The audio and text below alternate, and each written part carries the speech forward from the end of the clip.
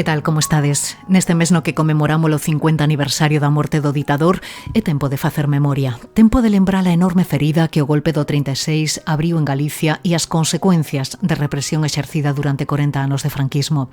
Pero tamén é tempo de poñer en valor as nosas historias de resistencia, as deses homes e mulleres que non se deixaron doblegar polo réxime e que o combateron ata o final. Algúns pagaron coa súa vida, outros coa separación e exilio.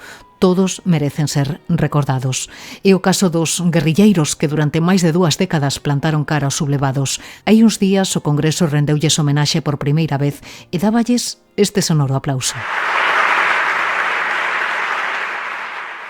Un aplauso que recibían emocionados desde o Salón dos Pasos Perdidos o xa centenario Francisco Martínez López, Kiko, e Esperanza Martínez García, Sole, os dous últimos guerrilleiros antifranquistas.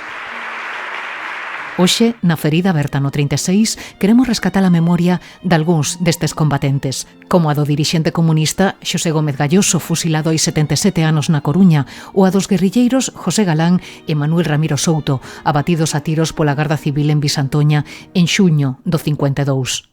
Fixeron un desenvolvemento moi amplio do movimento guerrilleiro. Neste caso, eles crearon moitos quebradeiros de cabeza ao réximen hasta o punto de que cando o réximen os buscaba fundamentalmente no monte non podía imaginar que estuveran en plena Coruña, non? En pleno centro, vivindo e facendo e dirixindo o que era todo a loita contra o réximen. En un momento que non contaban, pois aparece a Garda Civil e empezaron a tiros con eles. E, bueno, mataron a Galán e mataron a Ramiro, e o outro, unhos din que se rendeu, e outros din que, bueno, fixo un pacto para que non o matase. Miña abuela,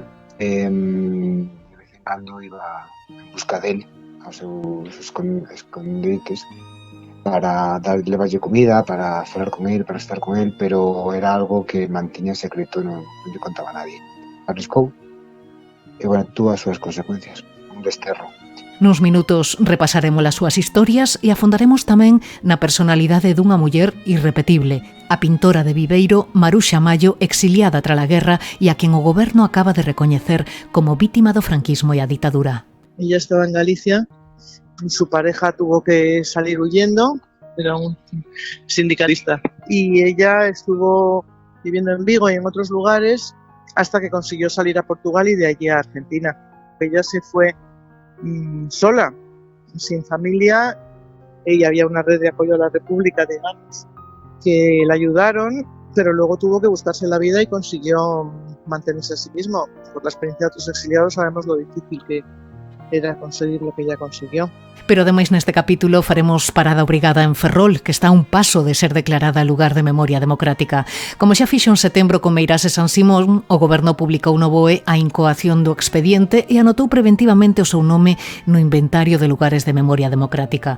Como xa vos contamos aquí, con este recoñecemento ponse en valor o alcance que a represión tivo nesta urbe tras o golpe do 36, pero tamén o papel que o movemento obreiro xogou en prol dos dereitos á liberdade e á democracia. Unha vez se resolvan os últimos flocos, Ferrol pasará a ser a primeira cidade de Galicia e unha das primeiras de España en ostentar esta denominación xunto a Eibar, Alacante ou o espazo urbano de Guernica. Salientábao o secretario xeral dos socialistas galegos, José Ramón Gómez Besteiro. Ferrol será símbolo da historia democrática deste país, o que implica tamén a obriga legal das administracións de protexer e divulgar ese papel, para non esquecer os brutais danos da dictadura. A noticia é o premio a meses de traballo por parte de historiadores e asociacións memorialistas. Agora queda moito traballo por facer, sobre todo, transmitir toda esa información ás novas xeracións. Salienta o presidente da Asociación Memoria Democrática, Manuel Fernández. Eu non quero caer en esa idea de que queremos abrir heridas que nunca curaron. No, mira, isto é moito máis serio. Isto é poñer o patrimonio cultural á altura do conocimento da xuventud. Eu sempre lles digo aos rapazes que teñen que ser críticos, teñen que informarse, teñen que estudiar a historia, porque senón vamos a cometer o erro de repetila. E parabéns ao programa de radio Sempre en Galicia que se emite no Uruguai desde hai 75 anos. Acaba de ser galardoado co Premio da Cultura Galega 2025 na categoría de proxección exterior. Esta xente que fundou esta audición non buscaba héroes, senón dignidade. Unha verdade sin adornos nin xuicios, para que lonxe da terra estes galegos mantiveran a súa condición de tales. De contado imos con todo isto, pero antes repasamos outros asuntos que foron noticias estes días, son as novas da memoria. O Goberno dá os primeiros pasos para ilegalizar a Fundación Francisco Franco. O ministro de Cultura sostén que o expediente é xurídicamente sólido e entende que o proceso debería estar concluído antes de 9 meses. Ernest Urtasun alega que esta organización fai apoloxía do franquismo, enaltece o golpe de Estado e humilla e menospreza as vítimas da ditadura, enmudecendo as súas historias. Porque no respeta, incluso ningunea las historias de las víctimas. En segundo lugar, porque minimiza el sufrimiento y minimiza el dolor que han expresado las víctimas. Y en tercer lugar, porque muchas veces reescribe la historia tratando incluso de responsabilizar a las propias víctimas de los hechos que ellas mismas denuncian. Conceden a nacionalidade española 171 descendentes das brigadas internacionais que defenderon a legalidade republicana durante a Guerra Civil. Entre os beneficiarios hai fillos e netos de brigadistas procedentes dunha vintena de países, como Italia, Cuba, Sudán ou os Estados Unidos. O Executivo subliña que con esta medida refórzase o compromiso coa memoria democrática e recoñécese o legado deixado por estes homes e mulleres que encarnaron os valores da liberdade, a igualdade e a solidariedade. Estamos hablando de 54 hijos, 117 nietos de brigadistas internacionales, hombres y mujeres que en virtud de la Ley de la Memoria Democrática han solicitado este derecho. Un reconocimiento, en definitiva, que supone un paso más en la defensa de la memoria y de la democracia. Xesús Alonso Montero e Rafael de Vega son xa fillos adotivos da cidade de Lugo. O Concello deulles este recoñecemento pola pegada imborrable que ambos deixaron na cidade e pola súa defensa da educación, a sanidade pública e a xustiza social. Así o dicía o alcalde. Rafael de Vega simboliza a dignidade e a humanidade dun médico que fixo da súa profesión un compromiso social. Alonso Montero é un mestre de mestres, referente da cultura, do pensamento libre e da lingua galega. No acto celebrado no Bello Cárcere acudiron os netos de Rafael de Vega, médico republicano, director do Hospital Municipal de Lugo, asasinado no 36. Tamén acudiu Alonso Montero, que confesou sentirse moi honrado e moi emocionado por este recoñecemento. Lembrou que en Lugo, onde deu clase durante 16 anos, viviu o período máis interesante da súa vida. Tamén o dicía que hai uns meses na ferida aberta no 36. Eu en Lugo, xa no ano 61-62, era ese don Jesús Alonso, el comunista. E logo a min o que me abrazaban é a multas. A min meteronme bastantes multas. Pero bueno, todo isto me pasou en Lugo, pero ainda así eu volvería a Lugo. Eu cando me xubile vou ir para Lugo. O Concello de Silleda rende homenaxe ao mestre Víctor Fraiz Villanueva e ao sindicalista Arturo Pérez Lázara, asasinados no 36. Fraiz Villanueva, secretario da FETE-UXT de Pontevedra e director da revista Nueva Galicia de Vigo, foi axusticiado despois de que se entregara ás autoridades para poder salvar os seus fillos que estaban presos en San Simón. Pero os fascistas acabaron coa súa vida e fusilaron tamén a un dos seus vástagos. Antes de morrer, Fraiz escribe unha carta ao seu irmán Celso na que asegura: Cuando hayas recibido estas líneas, ya habrán transcurrido días que tu desgraciado hermano descansa para siempre en el seno de la muerte. Muero con el alma tan limpia de mancha como cuando he nacido, y el apellido honrado de nuestros padres lo he puesto aún más alto de lo que estaba. Pues si antes era un apellido honrado, hoy, además de la honra, tiene la gloria del martirio, de una vida que se entrega a la muerte en aras de un ideal.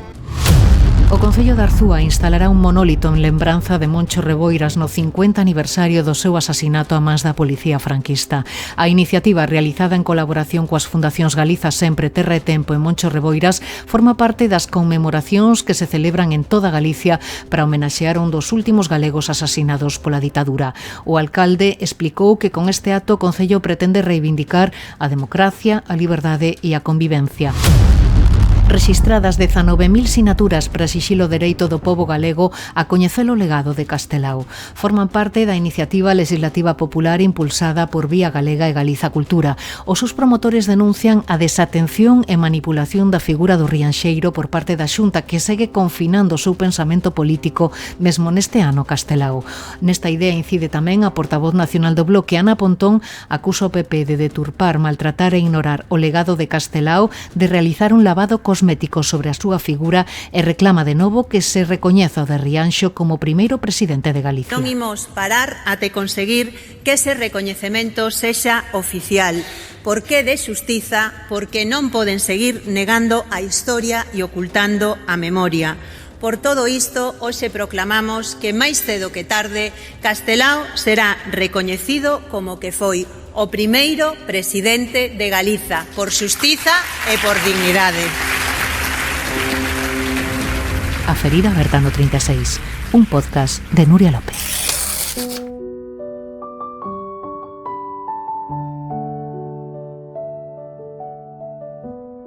O pasado 7 de novembro podíamos ler no BOE a incoación do procedemento para declarar a cidade de Ferrol como lugar de memoria. No expediente, o goberno salienta a represión sistemática que sufriu esta cidade desde que se produciu o golpe en xullo do 36. Só entre 1936 e 1945 hai documentadas preto de 300 mortes nesta zona, pero a cifra chegaría ata as 900 se contamos todo o período do franquismo.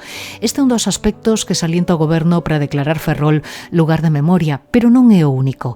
O Ministerio de Memoria Democrática pon tamén o foco na relevancia que xogou esta cidade na historia da loita polos dereitos e liberdades en España.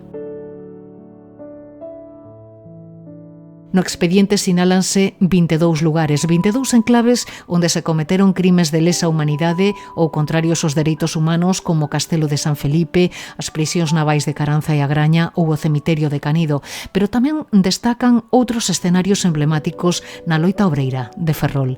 Agora este expediente segue o seu curso, será analizado polos departamentos de Historia Contemporánea das Universidades de Santiago e A Coruña e tamén polo Consello da Cultura Galega antes de que a declaración sexa aprobada en firme pola Secretaría de Estado de Memoria Democrática. Manuel Fernández Pita é presidente da Asociación Memoria Democrática de Ferrol. Que tal, señor Fernández Pita? Moi boas. Hola, moi boas tardes. Que supón para o movemento memorialista de Ferrol unha declaración como de lugar de memoria, como que se aspira a conseguir? Pois te podes imaginar, hoxe foi un día de felicidade, e digamos, non solamente é eso, é que o día 5,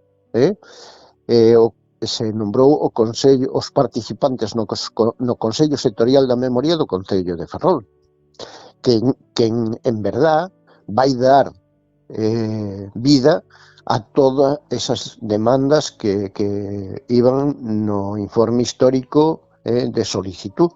Entonces é importantísimo para Ferrol poñer en a todo o tema social que se viveu desde a Primeira República co franquismo final, de todas esas loitas obreras, de todos esos personaxes que bueno, pois deron unha cultura totalmente oposta ao que era o franquismo, non?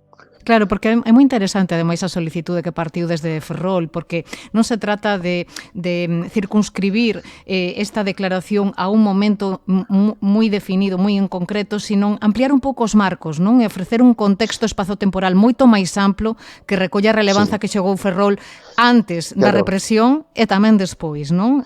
Sí, no, é que, a ver, tiñamos dúas formas de presentalo. Por eso sorprendimos tamén ao Ministerio. Sí, causaron moi boa impresión. Sí, porque tiñamos dúas formas de interpretar isto.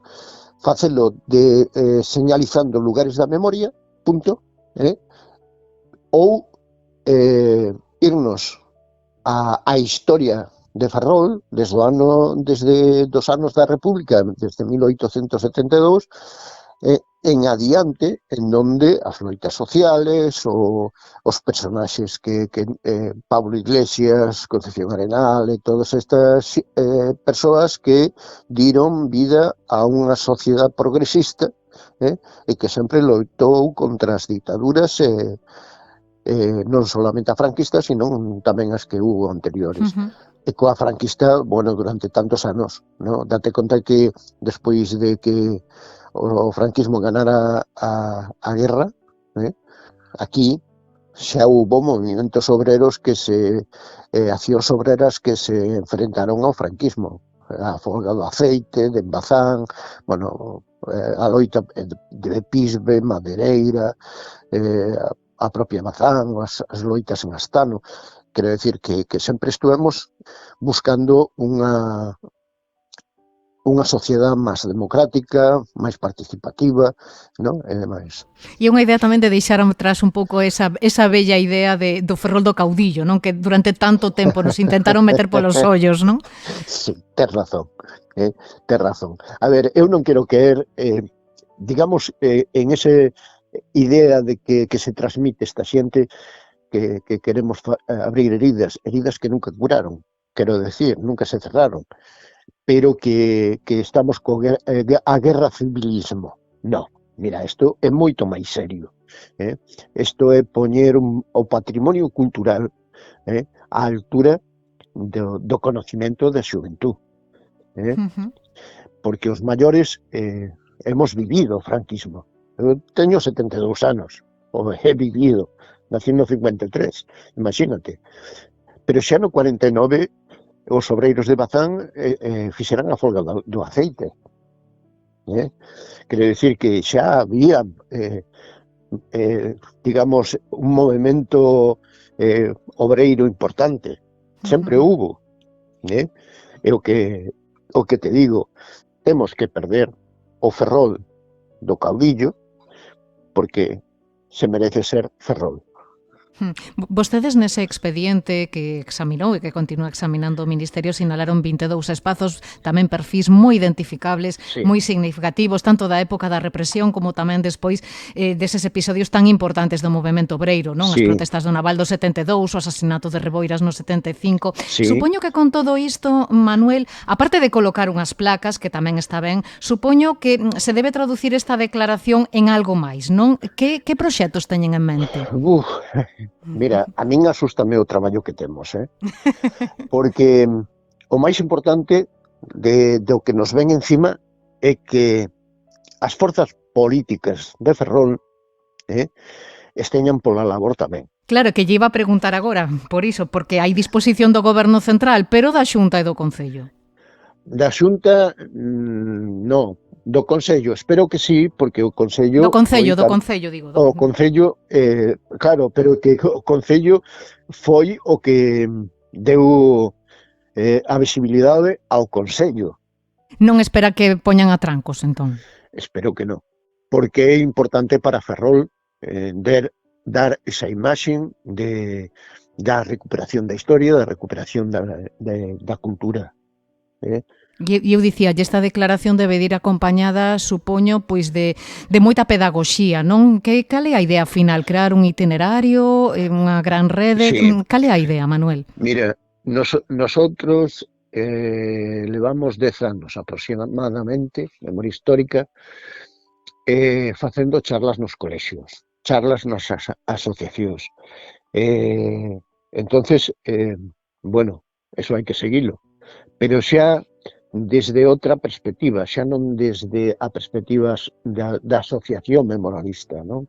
Sino, date conta que en cada axuntamento hai un consello sectorial, axuntamentos da comarca. Nos quedan un par deles, pero eu espero que se suman e os fagan tamén.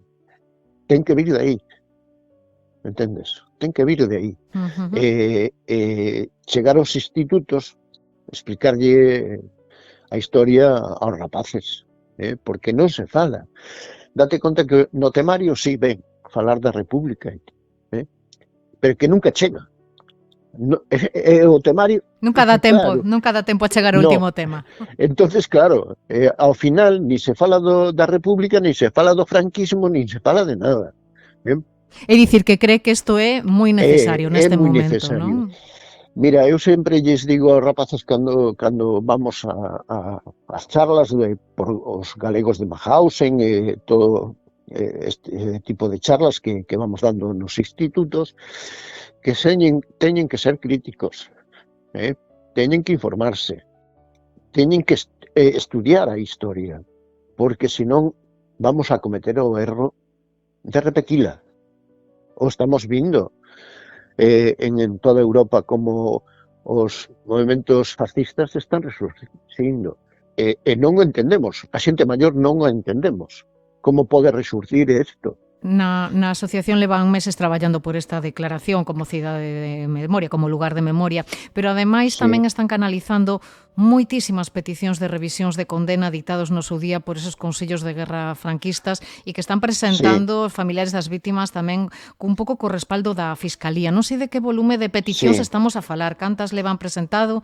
Moitas. Vamos a ver, aproximadamente sobre unhas 20 ou así.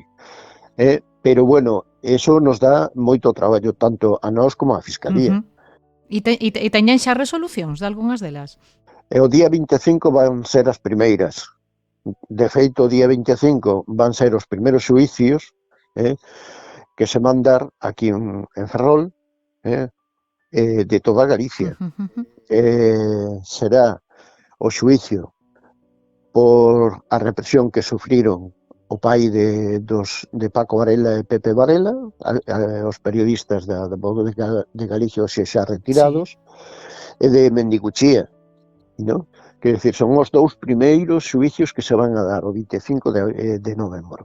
Que se busca con estas reclamacións na práctica? Sí, mira, a nós non nos gusta falar da dignificación, porque non hai maior dignificación que morrer por un concepto, por unhas creencias, ¿no? Nos gusta máis a restitución social, aquelo de que eran uns bandoleros, que eran unhas personas indeseables, que non sei que, eso temos que quitalo da memoria colectiva. Da memoria colectiva, e restituirlos como personas, eso é o que buscamos. O feito de que estea polo medio que exista intermediación da Fiscalía de Memoria supoño unha vantaxa, non? É unha vantaxa, sí. Ademais hai unha cousa. A fiscal é unha persona que se implica.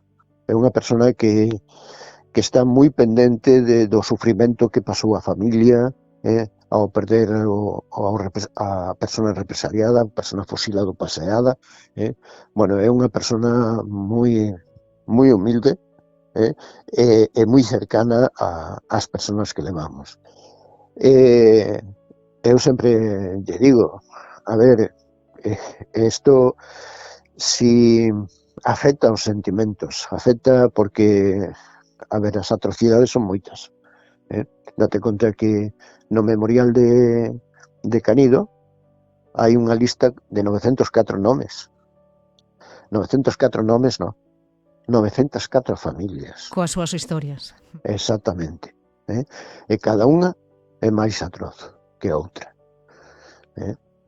Entonces, queras ou non, tamén as familias ven un reconocimiento e un apoio da fiscal, que iso é moi importante.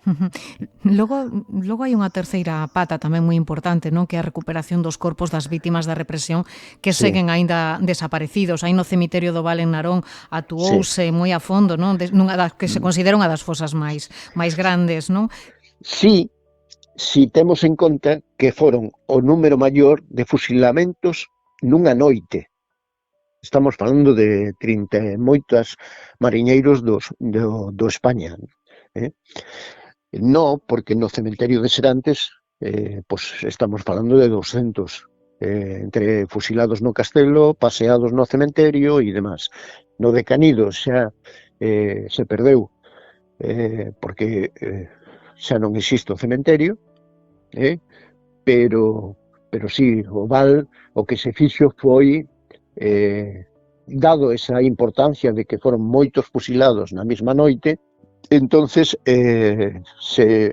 claro, a historia oral era que estaban debaixo dunha hilera de nichos, que nos anos 53, 50 e pico, hasta os 60, se fixeron encima da fosa común.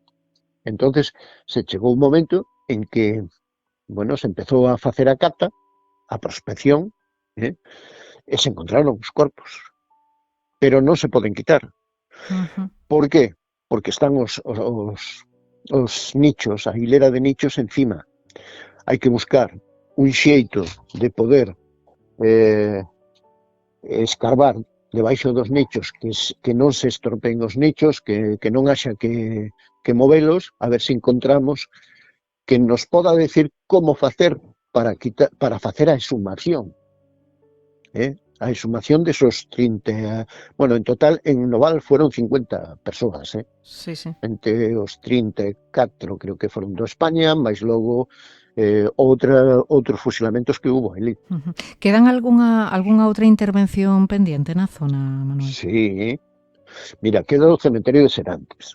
Se o do Val é problemático por ter os nichos encima, as fosas comuns en Serantes, que están hai dúas fosas tal cual, se fixeron no ano 36, pero hai outras tumbas que aparentemente que sería de unha persona, ali hai recollidas 50 persoas. Bueno, o problema que entre tumba e tumba no cementerio de Serantes, a distancia que hai dunha fosa á tumba paralela a ela é o ancho dun pé, non o largo, o ancho, 8 centímetros, 10 centímetros como moito. Unha excavación hai que facela de tal maneira que non te metas na tumba de al lado. Por eso é problemática. Imagínate o que pode supoñer facer ADNs pois a 200 persoas, a 200 restos, que como estean movidos ou espallados, tens que facer hueso por hueso. Mira, mañá ven unha familia de Ronda que lle mataron o seu abuelo, aquí era un guardia civil de aduanas, estaban na zona de Ourense destinados, e se negaron a apoiar o levantamento o golpe de Estado. Bueno, pois os mataron aquí en Ferrol, no Castelo de San Felipe, e foron enterrados no cementerio de Serantes. Bueno, pois llevamos a explicar todo a esta familia. Claro, tamén lle temos que decir que a esperanza que podan ter dous fillos de 92 e 93 anos que hai, que vai ser difícil facer esa exhumación. Vai ser moi difícil, que non é escarbar, coller e facer a exhumación. Eso, a fosa común pode haber ali, non sabemos nin en cal das fosas común están, porque nin hai cruz, nin hai nada. É unha tumba, é un montículo de terra con algunhas cruces que nin siquiera saben os que as puxeron se están ali debaixo os seus familiares. As puxeron como recordatorio, pero quere decir que debaixo da cruz ao mellor non cadra que está ali o seu familiar. É problemática, é problemática. Despois está San Mateo. En San Mateo tamén hai unhas 30 e pico persoas entre o mar Cantábrico, xente que foron matando e enterrando en San Mateo.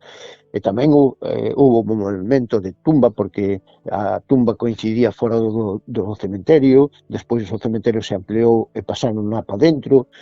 Quero dicir, a ver, se fixeron moitos movimentos que dificulta ahora, porque o movimento destos restos non se fixou como se fai ahora, con un estudio forense, antropológico, con arqueólogos, técnicos. Despois hai outra cousa. Imagino que todo o mundo se dará conta que unha fosa común se tiran os corpos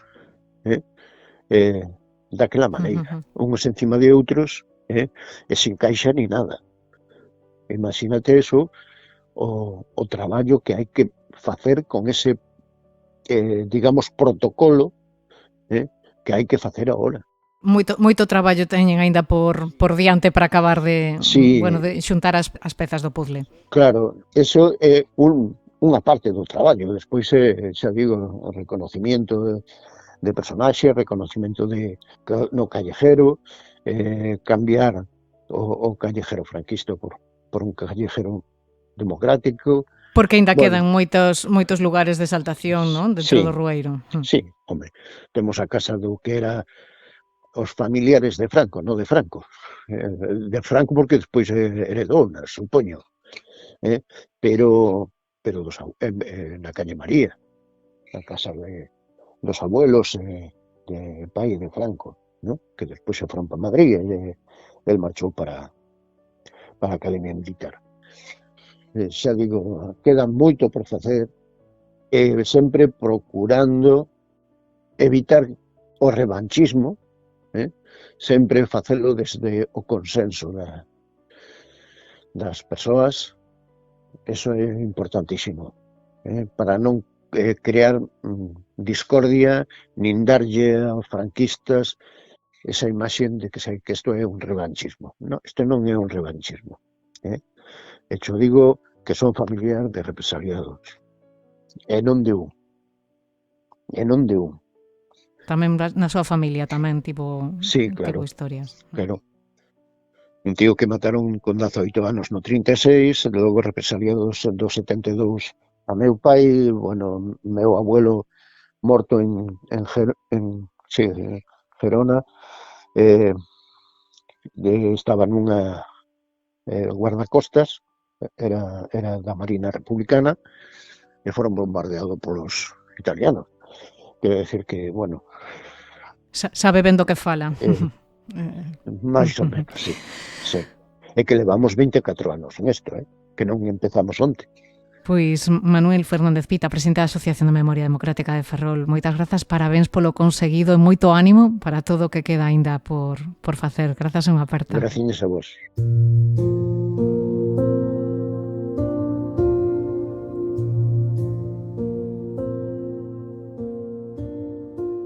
Neste 2025, no que se cumpren 50 anos da morte do ditador, o Goberno está colocando no mapa todos estes lugares de memoria e está rendendo homenaxe ás vítimas do franquismo. Hai uns días o Congreso puñe o foco nos últimos fusilados polo réxime, entre os que se encontran os dous membros galegos dos FRAP, Xosé Humberto Baena e Xosé Luís Sánchez Bravo Solla. Pero ademais, a Cámara quixo recoñecer o labor desenvolvido polos guerrilleiros que plantaron cara á ditadura desde a resistencia. A presidenta da Cámara, Francina Armengol, lembra que 50 anos despois da morte de Franco, España segue de loito polas vítimas do franquismo. La democracia de la cual hoy disfrutamos empezó a fraguarse hace 50 años, medio siglo, se dice pronto. Y la realidad es que nuestro país sigue en duelo, en muchas ocasiones silenciado todavía. No hay que derogar leyes que protegen los derechos humanos, hay que aplicarlas. Quedan aún por recuperar de las fosas del franquismo a lo largo de todo nuestro territorio los restos de unos 11.000 fusilados.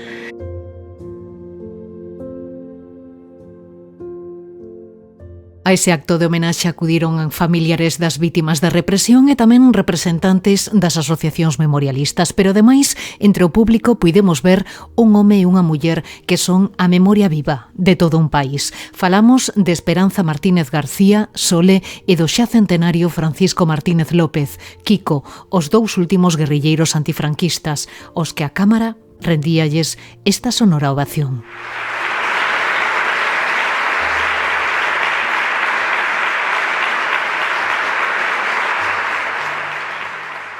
Os dous comezaron como enlaces, pero pronto incorporáronse á guerrilla. Sole na agrupación guerrilleira de Levante Aragón, Kiko na Federación de Guerrillas de León Galicia.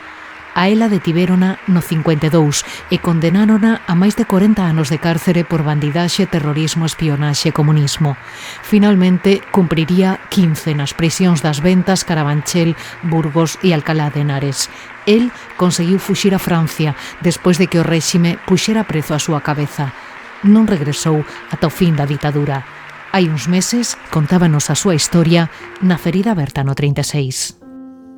Era una guerrilla popular, en donde la mayor parte, como yo, toda mi juventud, la pasé en apoyo a los grupos armados, a la guerrilla. Fueron a buscarme a una casa donde yo estaba parado y me avisaron inmediatamente que venían a por mí. Entonces, en la casa había 2 puertas, me escapé por la de otra puerta que no conocían. Y bueno, pues como yo tenía contacto con la guerrilla, pues me incorporé en la guerrilla. Por el día parábamos en las casas y viajábamos por la noche. Nuestros viajes no eran solamente por cambiar de casa o de lugar, era por tener el contacto permanente con miles de personas que nos apoyaban y era necesario mantener una organización en movimiento. Y los que llevábamos las armas, los clandestinos, éramos itinerantes. El hecho de que nosotros éramos una guerrilla popular y que vivíamos en las casas, el papel, el rol de la mujer es fundamental.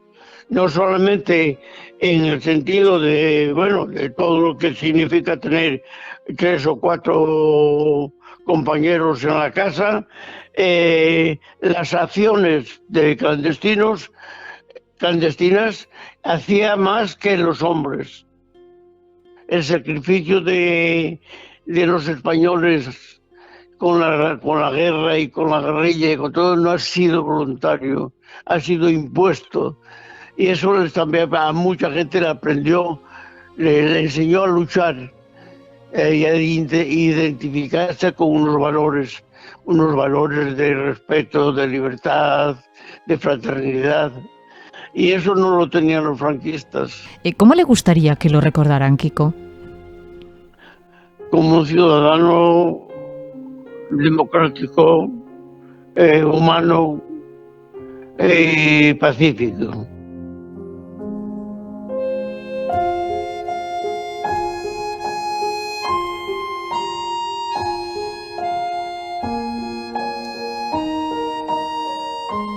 En xuño de 1944, o dirixente comunista Manuel Gómez Galloso regresa a España desde Bos Aires para reorganizar a guerrilla antifranquista xunto a Antonio Seoane Sánchez. Tardaría 2 anos en poder entrar en Galicia. O grupo permaneceu activo ata a súa caída e posterior execución na Coruña o 6 de novembro de 1948. Pouco antes de morrer, Antonio Gómez Galloso escribe esta carta á súa muller. Desde que la dirección del partido me concedió el honor de venir a luchar al interior, mi mayor anhelo era haber llegado el momento en que pisara tierra española. En estos 4 años y medio hice todo lo que mi alcance estaba por cumplir con mis deberes de comunista. El golpe fue duro, pero confío en que en poco tiempo, con un esfuerzo de los camaradas de dirección que quedaron y sacando las debidas experiencias, Galicia seguirá ocupando el puesto que le corresponde en la lucha contra el franquismo.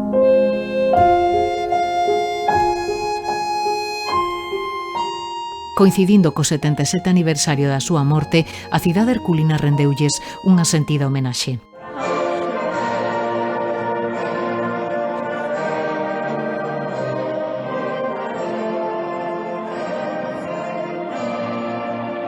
Queremos afondar un pouquiño na vida de Gómez Galloso e facémolo coa axuda de quen foi secretario xeral do Partido Comunista de Galicia e autor da biografía Vivir e morrer pola causa. Carlos Portomeñe, que tal? Moi boas. Hola, moi boas, moi ben. Que papel xogou ese tándem Antonio Seoane, José Gómez Galloso no que foi a organización do Partido Comunista e da guerrilla antifranquista en Galicia? Pois un papel fundamental no momento no que chegan no ano 45, Galloso e Seoane dañen un impulso moi importante ao desenvolvemento do partido en Galicia tamén a guerrilla comunista, non? En ese, sobre todo no aspecto de Galloso como bon organizador e sobre todo coa experiencia que ten en canto ao tema da prensa e da propaganda, pois o Partido Comunista tamén desenvolve moitas publicacións que son moi importantes nese momento para difundir tamén a causa de republicana e a causa comunista. Claro, ese compromiso político de Gómez Galloso xa naceu moi pronto, non? Sendo el moi novo, estando en Vigo nesa época da República, e como dicías ti, manexaba como ninguén a propaganda. El foi, creo, director de publicacións como Nova Galicia, non? La Voz del Combatiente, non? Unhas publicacións que xogaron un papel esencial, non? Naqueles momentos, non? Sí, Nova Galicia, ademais, que decía como subtítulo portavoz de los antifascistas gallegos, sí. Pois foi creado fundamentalmente polo impulso de Castelao e de Santiago Álvarez en Madrid, e polo tanto era un xornal que tiña moita importancia naquelas datas na difusión da causa republicana e galeguista entre os combatentes galegos na guerra, e pois, sobre todo fundamentalmente porque quenes escribían nese xornal eran galeguistas e comunistas fundamentalmente, aínda que tamén persoas de outras ideoloxías e outras militancias, pero foi moi importante ese papel de Nova Galicia. Galloso a guerra colleu Madrid, non? Sí, el foi a Madrid con Santiago Álvarez e outro militante comunista da Coruña, José Campos, do que hai moi pouquiña información, pero foron os tres a un curso de formación marxista que organizaba o Partido Comunista de España e a Internacional Comunista en Madrid, ali é donde bueno, pois se sobreven o golpe militar e xa inmediatamente casi se incorporan a filas os tres, non? Perdida a guerra, como moitos outros, el emprende o camiño do exilio, marcha a Francia e ali acaba nun campo de concentración, non? Sí, remata nun campo de concentración con a que é a súa parella naquel momento, Concha Abad, que era de orixen valenciano. Os dous traballaban no Comité Central en Valencia e posteriormente en Barcelona, acaban no campo de concentración.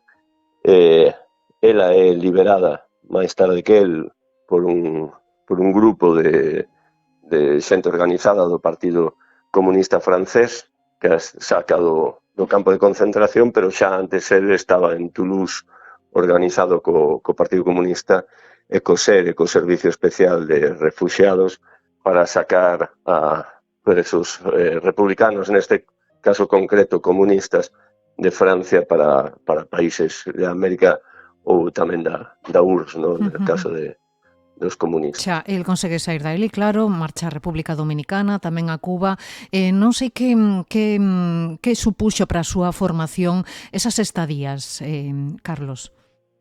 Bueno, el empeza a facer un papel moi importante dentro do partido, sobre todo porque en canto chega a Cuba fai unha labor importante de carácter confidencial e clandestino, non? Porque con unha persoa tan coñecida e tan famosa posteriormente como Julián Grimao e algún máis, pero el pasa labores clandestinas, outra xente como Santiago Álvarez fai labores políticas abertamente, pero el, por exemplo, unha das funcións que ten é recibir no porto da Habana a persoas que chegan de Galicia, galegos, paisanos seus, xente corrente, coa que se entrevista e coa que saca información, pois, de quenes son os dirixentes falanxistas naquel momento en diferentes sitios de onde veñen os seus paisanos, ou información importante que despois manexan a hora de enviar a xente para combatir a guerrilla ou para o interior para facer labores clandestinas en Galicia, non? No ano 41 reclama o partido, non? E regresa a España. Supoño que sería unha decisión difícil, non? Acababa de formar unha familia, tiña xa un fillo. Como se produce a saída de Cuba e, sobre todo, a entrada en España? Bueno, esta xente estaba feita dunha madeira especial, non? Justamente todo o contrario. El podía ter unha situación máis cómoda, acaba de nacer o seu fillo José Gómez Abad, estaba instalado en na Habana, felizmente casado, e sin embargo el todo o tempo, en todas as súas cartas, o que reflexa é a necesidade vital de vir outra vez a combatir contra o fascismo e contra o franquismo en España, concretamente en Galicia. E estar en primeira liña. E estar en primeira liña. De feito, el se vai demorando a súa partida hacia a península, precisamente porque por problemas de saúde, por exemplo, está ingresado nun hospital bastante tempo nun hospital de México, pero el constantemente a súa intención é vir aquí e cada vez que se demora a súa partida, el leva un disgusto enorme e ademais, de feito, estaba tan convencido de que chegaría cedo que as cartas que lle envía a Concha Vaz a Habana, pois sempre lle dice estou a punto de partir, pero cando se vai demorando pasan 2 anos e ao final ela lle di a ela que o lamenta porque realmente se soubese que iba a demorarse tanta partida, pois teríase reunido con ela ou ela reunido con el para pasar os últimos tempos. No momento no que chega a España a situación política era delicadísima, pero tendo en conta que, en Europa estaban atravesando unha situación de guerra, o réxime de Mussolini estaba debilitado, supoño que eles confiaban en que nese contexto o réxime podía caer, non? Absolutamente convencidos, porque realmente ademais, sobre todo, hai un punto de inflexión, non? Que a caída de Stalingrado, a recuperación pola Unión Soviética de Stalingrado, iso na carta que lle escribe a Concha manifesta claramente, non? Aí foi un punto onde saben perfectamente que o Exército Vermello vai a poder ir hacia o oeste, cara ao oeste, e ao final se confirma coa toma de Berlín, no 45. Esa é unha época onde el precisamente toda a xente da militancia comunista e non comunista, pero están moi convencidos de que unha vez caído Mussolini e Hitler, que foron quenes patrocinaron o golpe militar de a Franco, pois por suposto as potencias europeas non van a deixar que Franco se perpetúe no poder, todo o contrario, foi, ao final, pois, quen pagou coa vida foron eles. Exactamente. El no 46, non? Asume a Secretaría Xeral do Partido Comunista, non? Sí, en abril do 46. E forma ese tándem, non? Como dicíamos, con Seoane na dirección do exército guerrilleiro. Que supuxo a chegada deles dous na que foi a estratexia do partido e o seu acoso ao réxime? Bueno, eles atopan un partido con varios problemas en algunhas zonas. Por exemplo, en concreto na zona da provincia de Lugo acababa de caer toda a dirección do Partido Comunista en toda a provincia. Houve máis de 169 detencións, me parece que foron. Entre elas, pois, Enriqueta Otero, que era secretaria da organización, e se produce, ademais, a morte, o axustizamento no cárcere da Coruña de Ramón Vivero e de Julio Nieto, que eran os responsables tamén, xunto con Enriqueta Otero, do partido na provincia de Lugo. Entonces, eles teñen que recompoñer, neste caso concreto desta provincia, todo o partido e a guerrilla. Noutros hai xa unha situación máis estable, e sobre todo na zona do que é a terceira agrupación, pero desenvolven a guerrilla de tal maneira que pois poden facer máis destacamentos, etc. E sobre todo a figura de Galloso e de Seoane, os dous, pois digamos que é unha figura que lle dá moita legitimidade ao Partido Comunista e que gozan da confianza do que moita da xente, e sobre todo das redes de enlace, que sempre se fala da guerrilla, pero o papel fundamental dos enlaces nos diferentes lugares, nas diferentes poboacións de Galicia, fundamentais para que a guerrilla pudese desenvolverse. A guerrilla supuxo unha auténtica dor de cabeza para o réxime, non, neses momentos, pero tamén os combatentes sufriron unha durísima represión, non, por parte dos golpistas a través da Garda Civil como brazo executor. Cal sería un pouco o balance deses 2 anos, non, nos que ele estivo liderando ata a súa caída na Coruña no 48? Bueno, eles fixeron un desenvolvemento moi amplio do movimento guerrilleiro. Neste caso, eles crearon moitos quebradeiros de cabeza ao réxemen hasta o punto de que se permitían estar na Coruña. Seoane vivía na Rúa Real e Galloso vivía na Rúa Brasil, cando o réxemen os buscaba fundamentalmente no monte. Non podía imaginar que estuveran Qué curioso. en plena Coruña. Sí, ¿no? sí, en pleno centro.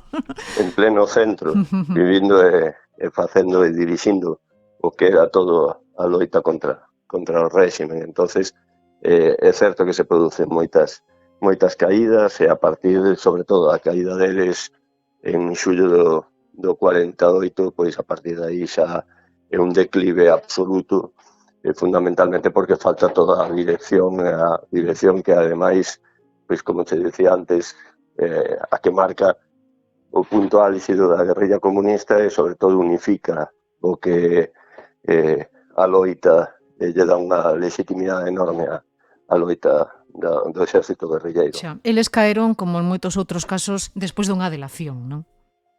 Sí, a delación prodúcese, ademais o din nunha das cartas que escribe desde a prisión, pero, por exemplo, tuve a sorte de entrevistarme varias veces con Josefina González Cudeiro, a compañeira e camarada de Seoane, e a delación se produce por Rueda, que é un das persoas de confianza de Seoane.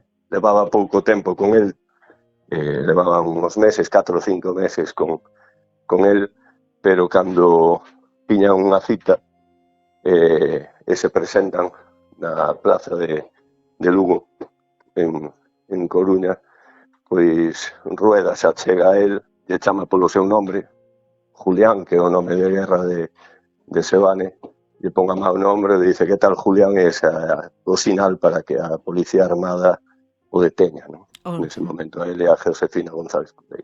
Eles os capturan e son brutalmente torturados, non? Pola Brigada Político-Social. El contaba nas súas cartas a súa muller que o que fixeron con eles, que é difícil de relatar, que eran preferibles, dicía el, 1000 mortes antes do que a eles lles fixeron, non? Sí, foron as torturas brutais as que estaban acostumbrados prácticamente todos as persoas que combatían na loita clandestina, pero no caso destes máximos dirixentes eles pensaban que iban a caer moitos máis e ao final caeron 11 nada máis, non? O cual para o réxime, sobre todo para a Guardia Civil, pois era como un pequeno fracaso, un éxito coller ao xefe da guerrilla e ao xefe do Partido Comunista en Galicia, pero sin embargo un fracaso porque non produce unha caída cuantitativamente sí, pero cualitativamente sí, pero cuantitativamente pensaban que iba a ser maior. As torturas quedan moi ben reflexadas, como diste, nas cartas que escriben desde a prisión, e ademais, pois, por exemplo, no caso que te comentaba de Josefina González Cudeiro, que pudemos ir á súa casa con o fillo de Galloso, de Gómez Galloso, no seu día, nesa conversa que tivemos con as irmás Cudeiro, nos contaron con algúns detalles as torturas, en os casos fundamentalmente das mulleres, foron aínda máis salvaxes e tremendas, non? Como era de esperar, incluso por eles foron condenados a morte e foron executados, non? Dicía el que tiña moita presa por sacalos de diante. Sí, a Guardia Civil tiña moita presa, incluso os militares se portaron un pouco mellor e foron capaces de non permitir a Guardia Civil, sobre todo a través dunha provocación que intentaron facer no cárcere de Coruña cando eles estaban presos, pois de non acelerar ese proceso, non? Pero sí que tiñan moita prisa porque estaban claramente condenados, aínda que por lo menos conseguiron que foran simplemente 2 as penas de mortes que se materializaron, porque no primeiro momento se chegaron a pedir 5 penas morte, e aí foi cando empezou toda a campaña internacional importantísima, tanto en Europa como en todo o continente americano, para a liberación de Galloso e de Seoane, e tamén de Bartrina, que o doctor Bartrina, que foi quen lles fixo os retratos a Galloso e a Seoane na prisión da Coruña, que nun primeiro momento estuvo condenado a morte, chegou a estar en capela con eles, pero no último momento chegou un indulto que o liberou, vamos, que condenou, que conmutou a pena por 30 anos de prisión. Entre a desaparición deles dous, en que situación queda o partido? Porque pouco despois, ou máis ou menos simultaneamente, cando dá un xiro, non, dentro da súa estrategia, o partido decide abandonar a actividade guerrilleira. Non sei se é casualidade.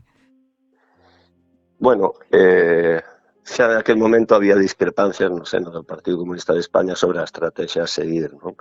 Porque é certo que non era só en Galicia, sino en outros sitios, en outras rexións onde tamén había problemas serios con a loita guerrilleira, pero sobre todo eles ao caer deixan e unifican nunha sola persoa, que é Manuel Fernández Soto, coronel Benito, unifican nela a xefatura do Exército Guerrilleiro e a Secretaría Xeral do Partido Comunista de España en Galicia, non? Nese momento Fernández Soto era un dos que tiña sobre todo contactos no exército e era unha persoa con moita experiencia militar, entre outras cousas estuvera no Exército Vermello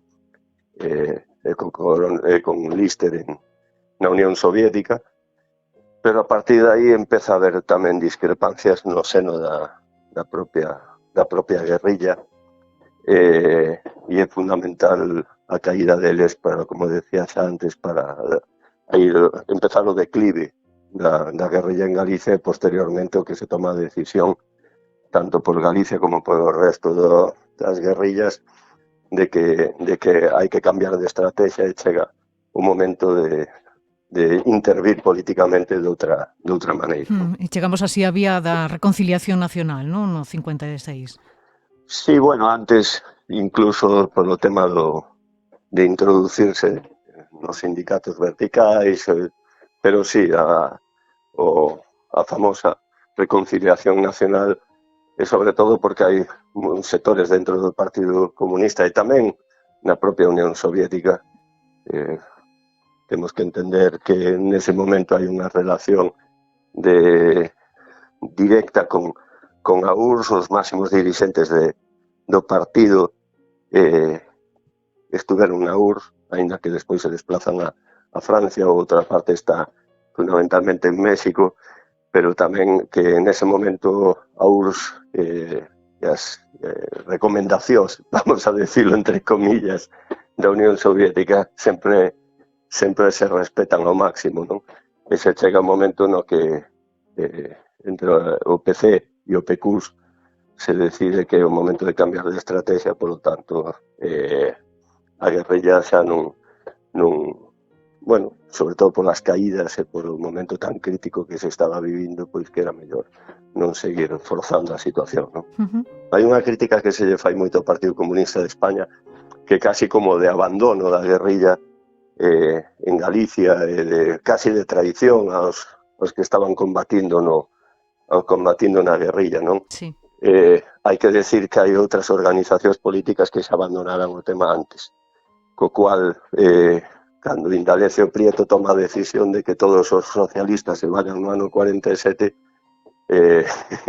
se fala bastante menos que cando o Partido Comunista de España cambia de posición e decide que hai que abandonar a guerrilla, e sobre todo por unha cuestión práctica, porque son materialistas e están vendo que non vai hacia adiante.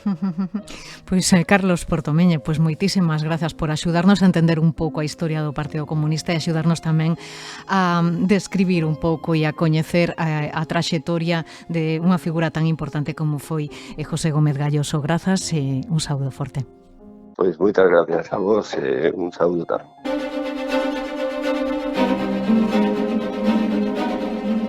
Tras a caída de Seoane de Gómez Galloso, a resistencia queda tocada. Con todo, algúns guerrilleiros seguirían en activo aínda algúns anos máis. É o caso de Benigno Andrade Foucellas, un dos maquis máis coñecidos e tamén máis controvertidos. O 19 de maio do 48, 2 meses antes da detención de Gómez Galloso, vese envolto nunha emboscada na parroquia de Loureiro, en Luou. A Garda Civil intercepta-o no interior dunha vivenda xunto a José Remuñán, Florentino Menéndez, Ricardo Fernández Carles, Vicente López Novo e Manuel Agrasar Cajaraville. Foucellas e Remuñán conseguiron fuxir. Os outros 4 foron abatidos a tiros pola Garda Civil. Os seus corpos foron depositados nunha fosa común situada no cemiterio da igrexa de Santa María de Luou, en Teo. Alí, desde hai uns días, membros do grupo Istagra da USC traballan na súa exhumación.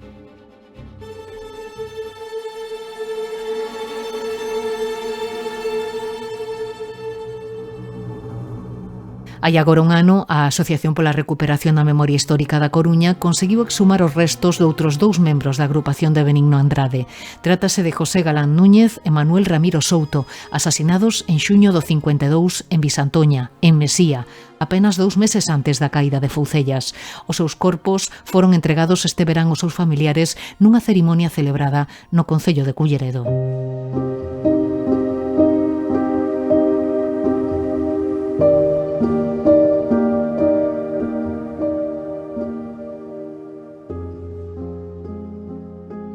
Hoxe, 25 de agosto. Sei que seguirán a derrubar os soños, que os recordos estarrecen e marchitan as rosas. Sei que non haberá outonos adiantando as follas. A ferida ten moitos anos, amargos foron os días. Sei que nas noites máis escuras hai xanelas abertas ao sol e mans amasando dignidade. Ficarei aquí, o tempo que for preciso, termando dunha bandeira libertaria, porque a esperanza é irrevocable. Hoxe, 25 de agosto, cantan os ílgaros e nacen mapoulas nas searas.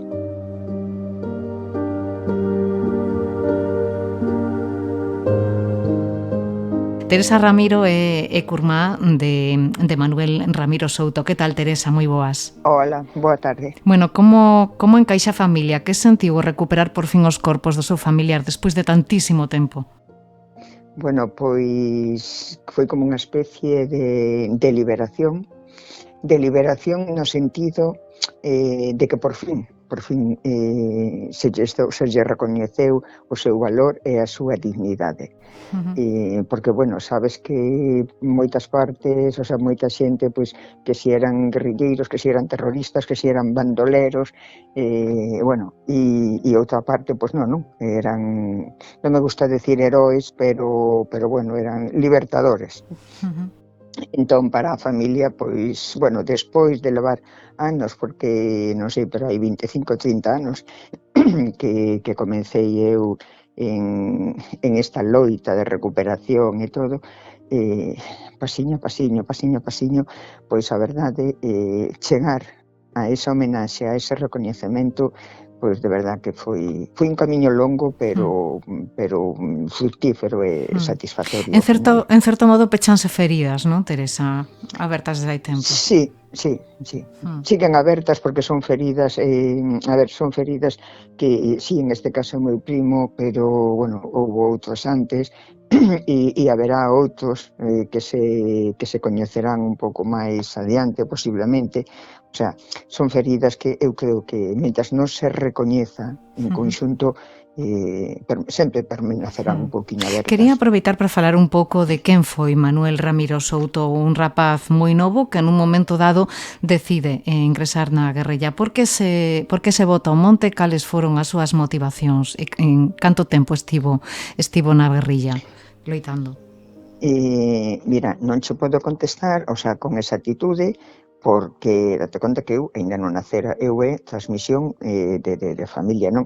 El foi fillo de solteira da tía Lola, a tía Lola tuvemos sempre moitísima comunicación con ela, ata que faleceu en Madrid, xa creo que hai 28 ou 30 anos, e bueno, era fillo de solteira, el era institutriz, o sea, criaba os nenos dunha familia de ben, aburguesada, Entón, bueno, tuvo e todo iso para aquí, deixou no quedar con súa mai e con súas tías, Estrella, Josefa, bueno, aí a tía Josefa estaba casada con Romai, que realmente era o que estaba implicado na guerrilla, non? Eso. E na casa onde vivían en Ombre, en Almeida, Esculleredo, ali tiñan a sede da cuarta agrupación do exército guerrilleiro. Entón, Manuel medou con eso, medou en escoitando e vivindo esa fan polas liberdades, non? Traballaba de albanel, bueno, según comentaba parte da familia, que incluso viviu ali, entonces, bueno, que hubo unha delación, que os delataron e fuxiron, escaparon. A Xosefa pegaronlle uns tiros en Bastiagueiro. Hai dúas versións, uns din que foi a Garda Civil, outros din que foron os propios compañeros da guerrilla para que non os delatara, a verdade non a sei. Romai conseguiu fuxir con documentación falsa a Venezuela, estuvo moitos anos alá. Bueno, primeiro fuxiu e veuse agochar a 3 kilómetros dali, a donde vivían meus avós e meu pai, non? Entón, veuse agochar ali a palleira. Pola mañán, cando se levantou miña avoa, atopouno ali, e dixille que ali que non podía estar, que non quería que xa lle mataran un fillo, non quería máis mortes na familia. Entón, colleu e fuxiu, marchou. Bueno, soupemos despois que se marchara para Venezuela. E Manuel, pois, botouse ao monte. E anduvo, pois, non che podo decir os anos que anduvo polo monte, ata que o mataron en Visantoña. Como foron as circunstancias da morte? Estaban 3 persoas agochados nunha corte en Visantoña? Como foi esa operación? Bueno, estaban chegar a Taparamos, creo que pertenece a Vimianzo, bueno, por esa zona Vimianzo, Zas, estaban ali, bueno, ele e outros compañeiros tamén da guerrilla, na casa bueno, os acolleron ali nunha casa, e bueno, avisáronos que viña a Garda Civil a por eles, que, bueno, descubriran que estaban ali, tenderon, bueno, como sempre, non sempre hai un delator, unha emboscada, e el conseguiu fuxir. Os outros acabaron todos mortos, e el conseguiu fuxir ca axuda dunhos veciños. Entón, chegou, 2 ou 3 días despois, chegou a Ordes, ali a zona de Visantoña, e ali xa se encontrou con outros enlaces con outros compañeiros. Bueno, estuveron ali uns días, polo que me contaron algunha veciña xa maior o día que estuven ali presente na exhumación, e outras veciñas, non, que lle lembraban seus pais e eso, estuveron por ali, incluso andaban por ali, deixábanse ver algo pola aldea, pola parroquia, deixábanse ver por ali, e bueno, pois en isto que en un momento que non contaban, pois aparece a Garda Civil, empezaron a tiros con eles. Bueno, morreron os dous, morreu Galán, bueno, mataron a Galán e mataron a Ramiro, e o outro conseguiu, bueno, a ver, din, como sempre, hai dúas versións.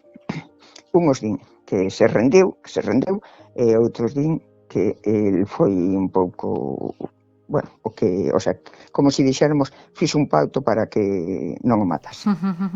E conseguiu sobrevivir. Conseguiu, sí, condeárano, creo que fora 30 anos ou algo así.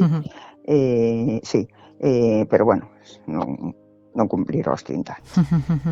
A vida de Manuel apagouse nesa operación e, como explicábamos antes, a familia foi duramente castigada desde o primeiro momento, non? Un tío teu, Teresa, foi tamén detido, encarcerado, torturado e fusilado no 37, non? Tamén por unha causa parecida, non? Sí. Bueno, o sea, era o que se decimos máis ou menos unha obxección de conciencia, non?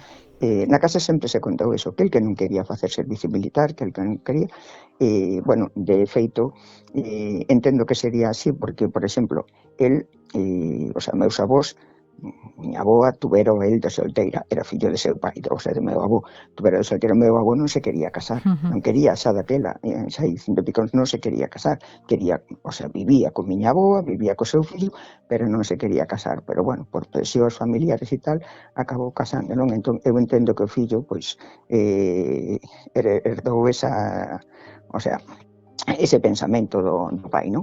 Entón, bueno, pois, decían que na casa sempre se dixo que o acusaran de queimar unha iglesia, xunto con outros compañeros, outros veciños dali, e bueno, a pesar, levaron para a torre, para o cárcere, aquí da Coruña, e aí, bueno, eu lembrome que contaba miña tía e máis miña avoa, eu era moi cativa, pero lembrome, eso quedoume grabado, que, bueno, que lles narraba das torturas que lle facían e que lle clavaban as telas debaixo das uñas, botaban de vinagre para que a ver se delataba, así unhas torturas, bueno, infernais. Infernais. Non sei que pouso deixou na familia estes durísimos episodios, non? Un tras outro. A ver, eu lembro que en miña avoa, por exemplo, moitísimo, porque eu lembro, eu normalmente andaba con ela sempre, ela era lavandeira, baixábamos, vivíamos en Vilaboa, baixábamos a Coruña a casa desos médicos, abogados, militares, a traer a roupa que ela lavaba, non? Que ya encargaban iso, e sempre vía un militar, e vía, a pesar de que lavaba para eles, eso, tiña medo, moi sumisa con eles, con esta xente sempre moi sumisa, moi con medo prácticamente, non? E despois, pois en algúns de nós, no pensamento, influiu moitísimo, moito. Non en todos, porque somos unha familia bastante grande, pero na maioría de nós. Falábase destas cousas na familia? Na casa sempre se tuvo presente. Nunca hubo que, como na maioría das familias, se agochaban, era algo, non, de decir, bueno, pasou aí, quedou, non se comenta, sí, de feito, a única foto que hai do meu tío, unha foto que había, que tiña a miña avoa, a tiña na cabeceira da cama, miña avoa, ela non tiña un Cristo como tiña outros, un crucifixo, unha santa, tiña a foto de seu fillo, despois, cando morreu miña avoa, quedou miña tía e o marido ali na casa e puxeronna no corredor, no pasillo, e sempre esa foto sempre estuvo presente, sempre se falou, esa foto teño eu hoxe, bueno, morreu miña tía e meu tío dixeme, toma, eso pertenéceche, e douma, sempre se falou, o sea, falouse con recoñecemento, con dignidade. Hai uns meses falaba con Francisco Martínez, con Kiko, o último guerrilleiro vivo, non? E lamentaba, non, o que comentábamos antes, non, que durante moitos anos os guerrilleiros e os seus colaboradores foron tratados como delincuentes, non? Como, bueno, como peor do peor, non? Cree que as novas xeracións saben o papel que xogaron na resistencia antifranquista estas persoas e que a historia lles fixo xustiza, ou temos aínda unha asignatura pendente con todos eles? Ui, unha asignatura máis que pendente. De feito, é asombroso. A xuventude, hoxe en día, é asombroso, bueno, o descoñecemento absoluto que hai, tampouco interesou en contarlles a verdade, é algo que se debía de enseñar nas escolas, a verdadeira historia, pero hai un descoñecemento absoluto e aparte tampouco queren saber e comentaslle algo e o primeiro que che din é que eso xa pasou e por que desenterrar historias pasadas, non? E bueno, se nos fixamos vemos que vamos evolucionando cara á extrema dereita na maioría aquí e na maioría dos países. E a xuventude, sobre todo, é a principal impulsora deso. Pois, Teresa Ramiro, grazas por estas reflexións e por compartir connos un capítulo tan duro da historia familiar. Moitas grazas, Teresa, unha aperta. Nada, grazas a vos, unha aperta.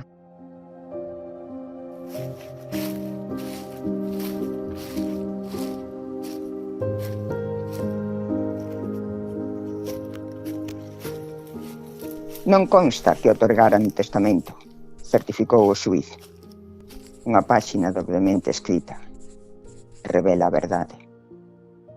Unha caixiña de pino, un retrato, un sorriso, un fardel de liberdade. Velaí, o seu legado.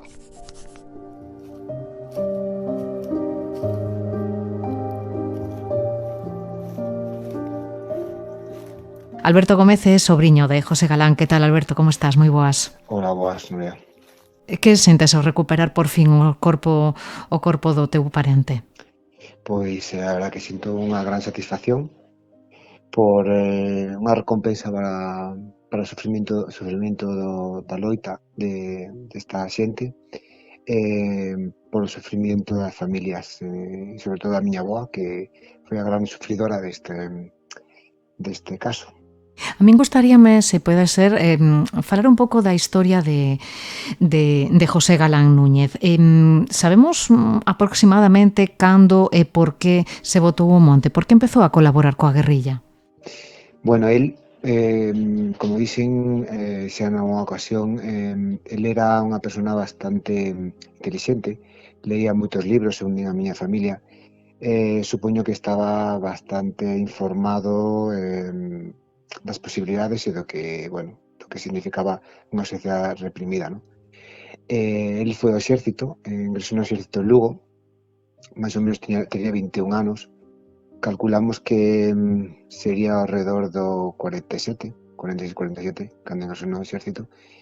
É verdad que tiña, según di miña nai e miña tía, reunións con xente cercana, entre eles Manuel Souto e familiares, pero cando foi ao exército, creo que estaba finalizando, el tivo un fillo que non reconoceu, pero veo do exército da mili, volveu a Alvedro para bautizo, e desde entonces aproveitou esa situación para desertar, e desde entonces pois xa non volveu a casa. E como foi esa época na que pasou escapado? Tivo contacto ca súa nai ou coa xente da súa familia? Sabía desde el? Sí, había algunha información. Miña abuela cando iba en busca del aos seus escondites para levarlle comida, para falar con el, para estar con el, pero era algo que mantiña secreto, non lle contaba a nadie. E a súa irmán, Manuela, tamén en algunha ocasión foi no seu encontro para velo. Cando miña abuela falaba con el, contáballe o meu tío que nunha ocasión a miña tía viu unha que estaba cargando, creo que era cereal, algún cereal, non sei se millo ou non me acordo ahora. Estaba cargando un saco, pero miña tía non podía, non se facía con el. Entón ele estaba observando desde a distancia de escondido, e dixo a miña nai que sentiu moita impotencia non poder ir axudala, pero non era posible en ese momento, así que ele estaba tamén pendiente da súa xente, pero non era posible, sobre todo por comprometelos, evidentemente, pois ter máis relación. Miña abuela así que se arriscou, e bueno, tuvo as súas consecuencias. Sí, teño entendido que José Galán pasou por distintos destacamentos, entre eles creo que pertenceu o de Benigno Andrade. Non sei se sabedes que papel xogaba na guerrilla ou era algo que non se falaba na casa. Non, na casa non se falaba eso. O que podamos saber era polo que contan os libros de historia que recollen esa información, pero a verdad que esa información non trascendeu. O que está claro que no ano 52 foi cando foi abatido a tiros, non? Cando se gochaba nunha corte en Visantoña xunto a outros compañeiros. Non sei como chegou esta información ao resto da familia, porque teño entendido que a familia foi castigada polos fascistas, non? Un pouco en represalias ao comportamento de José Galán, non? Bueno, as consecuencias que che dicía antes que chegaron foi un desterro. A Guardia Civil, de todas formas, periódicamente iba pola casa da familia. Miña nai conta que, sobre todo os domingos, mandábanos erguer moi temprano, berraban desde fora, dereito, porque era o apodo do meu tío, dereito sal. Facían unha revisión da casa e poñíanas diante deles para ir a fallado, por exemplo. Iba a miña nai diante da Guardia Civil por si el estaba aí, evitar que se disparara. Pero bueno, eso nunca pasou porque nunca estivo nunca máis regresou a casa. Noutra ocasión, miña abuela contou que a Garda Civil estaba sempre ali ao redor da casa, e nunha ocasión miña abuela chamou a atención e dixo que se foran porque iban a chegar miña nai e miña tía, que eran unhas nenas en ese momento, e que non quería que se asustaran, pero vamos, despois periódicamente iban a registrar. E isto desenvolveu nun desterro. Miña abuela iban a mandar sola, pero ao final conseguiron que fora acompañada da miña tía, que era a filla maior. E, bueno, a segunda despois do meu tío. E onde as mandaron? Mandáronse a Zamora, en concreto a Corrales del Vino. Mandaron a unha pensión, unha familia que portouse moi ben con elas. Miña tía pasou mal porque era, tería entre 12 e 14 anos en ese momento, e pasou moi mal porque era unha época, bueno, se sabe, esa edad é bastante complicada, avergoñada, casi non salía da casa, miña abuela era un pouco máis sociable en ese momento, que miña tía era sociable, pero non, en ese momento non. Estiveron 7 meses, e ademais a súa parella, a parella do meu tío, Maruja, en ese momento que tivo un fillo con él, desterraron a Burgos, en concreto a Roa de Duero. E estando no desterro foi cando asasinaron a José? No, miña abuela voltou 7 meses despois, que por certo foi algo bastante cinematográfico. Chegaron á estación de tren que está no Burgo, que está a 2 kilómetros do pueblo onde pertence a miña familia, en Alvedro, e os veciños do pueblo foron ao Burgo a recibilas con pancartas e volveron andando hacia arriba cantando, aplaudindo, con bastante algarabía, vamos, felices de que voltaran. Todavía non morrera meu tío. Entón, cando chegou miña abuela, que traballaba en fábrica de tabacos, a Garda Civil que dirixira esas operacións non a deixou voltar a casa ela. Entón, tivo que dormir en Coruña na casa dunha compañeira da fábrica de tabacos. E durante canto tempo non puido volver á súa casa? Non sei, estuvo bastantes meses, pero non che podo precisar canto. Sí. E como quedou a familia despois do asasinato de José Galán? Que pouso deixou na familia ese episodio tan durísimo? Pois, evidentemente, miña abuela sufriu moito, porque, bueno, ela avisárona ou informárona que o mataran cando voltaba de traballar despois de unha xornada bastante exhausta do seu traballo en Coruña, voltaba a Alvedro, xa podía voltar á súa casa, e unha veciña informouna, acaban de matar a José, a Pepe. Pois eso, miña abuela foi a visitalo por lo menos 2 días despois, cando que levou un señor que lle dixo que acercaría ali a Visantoña. Era moi complicado antes trasladarse de un lado a outro. Creo que colleron, levou a la dixeron onde estaba. Despois, periódicamente, non moitas veces foi a levarlle flores en autobús, con unha caminata moi grande, porque hai moita distancia desde onde deixaba o autobús. Iba miña nai con ela. Nunha ocasión chegou ali, estaba o sitio onde lle dixeran que estaban enterrados os corpos, que estaba revolto. Entón ela pensou que removeran eso para quitar os cadáveres dali e leválos a outro sitio. Sí. Que pola contra, ao pueblo, a xente do pobo pensaba que ese removimento de terras fora porque a familia fora a por eles. Nin uns nin outros tiñan razón, e ao final quedou no aire esa inhumación dos corpos que, bueno, tempo despois podemos atopar. E, bueno, a miña abuela evidentemente quedou tocada, a familia tamén. Meu abuelo, que non era o seu pai, pero acolleuno, cuidouno, criouno como tal, porque a miña abuela tuvo de solteira a Pepe, pois tamén o pasou moi mal, porque claro, tocoulle o desterro, deixaronlle os fillos menores ali con el, pero dixe a miña abuela que creía que se iba a matar cando pensou que se iba a quedar solo. Que historia máis dura, non? Dicías que a tua abuela sempre se sentiu arroupada polos seus veciños e veciñas. Sí.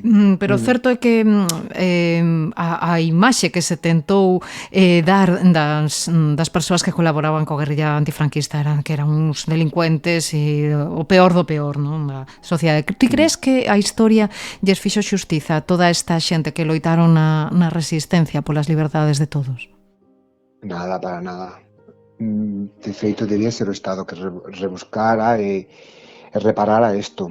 É verdad que se trataba de delincuentes, incluso pues que fixeran sufrir a familia, pero realmente o sufrimento non é por parte da familia, para meu entender. Eles loitaban por a xusticia, por a liberdade, por ter unha sociedade máis xusta. E realmente o que fixo sufrir foi un Estado represor. Eles foron loitadores, que se obregou en ocasións a ter enfrentamentos ca Garda Civil, pois lóxicamente se loita, porque era o que había en ese momento, pero realmente o que fixo sufrir a familias e a sociedade en xeral foi un Estado represor. E todavía iso non está recoñecido. A transición non se cerrou ben a herida. Non houve erros en canto a ese trámite, ¿no? De reparar o bando republicano. Todavía sigue sin repararse. Hai centos de miles de persoas todavía sin saber seu paradero, donde están enterrados, ou se sabe non recoñecelos, porque claro, as fosas comuns é o que teñen a dificultade de identificar, non? E o Estado, hoxe por hoxe, a pesar de ter un Estado progresista, durante bastantes anos desde a transición, non puxo toda a carne ao asador. E como non o fan agora, tal e como están as cousas, creo que vai ser un pouco difícil. Por iso, falaba con Teresa, que chegamos a tempo para recuperar restos, porque a mellor dentro dun par de anos todo isto non se podría facer, estará prohibido. Esperemos que non sexa así, pero... Esperemos que non, pero están as cousas bastante complicadas. Pois Alberto, alégrome moito que puiderades polo menos pechar esa ferida ou polo menos de alguna maneira, e agradezoche moito que quixeras compartir este episodio tan duro da tua familia con nos. Moitísimas grazas. Nuria, gustaríame, se podo, sí, facer un recoñecemento, un agradecemento á Asociación para a Recuperación da Memoria Histórica, porque desde o primeiro momento que a mí me dixeron que a mellor sería factible falar con eles, eu puxeme en contacto a través dun correo electrónico e aos 2 días contestarme, e iso empezou a roda a xirar, e iso terminou no que vimos con este acto de recoñecemento de forma altruista, con medios privados, nada estatales, de forma desinteresada. Hai xente que dá cartos para esta asociación, o cal é bastante, como din eles, é bastante, digamos, anómalo, porque debería ser o Estado que puxera todos estes medios, e non o poñen. Por iso o agradecimento, o trato que nos fixeron as familias desde o principio hasta o final. Moitas gracias para sempre. Pois queda dito. Moitísimas grazas, Alberto. Veña, unha aperta. Un saludo, Nuria. Unha aperta igualmente. Adiós.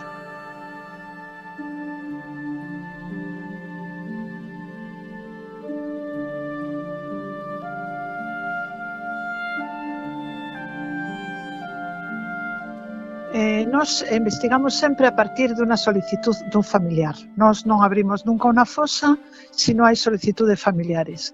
En este caso foi moi importante un par de cosas. As familias que colaboraron enormemente, implicadísimas, as familias onde hubo máis represión que en estos familiares, e logo unha grandísima colaboración da xente de Visantoña. A xente de Visantoña foi increíble, empezando por o cura párroco, o alcalde, as persoas do concello, os veciños que foron ali a colaborar, a axudar, a dar testemunho, e iso axudou a que fora unha exhumación moi cómoda, moi pouco complicada e moi emocionante, a verdade.